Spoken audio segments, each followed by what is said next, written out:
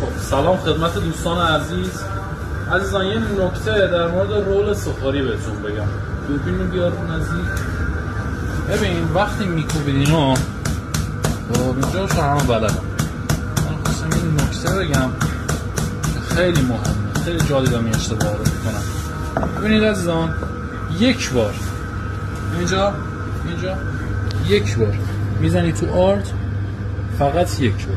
خب آردش گرفت، میای اینور خیلی راحت پنیر میاریم این نزدیکتر قشنگ ببینم. ببین پنیر رو که گذاشتی رول میکنی.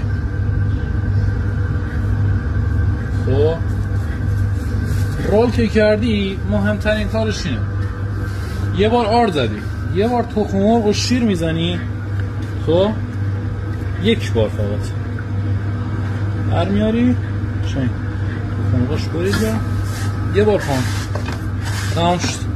خیلی جا دیدم 10 بار پانکو میزنم، اصلا خیلی بده. دور این مرغ انقدر میشه پانکو و یه ذره نازک. بیا نگاه کن، نازک طعمشو حس کن. همش پانکو باشه به درد نمیخوره.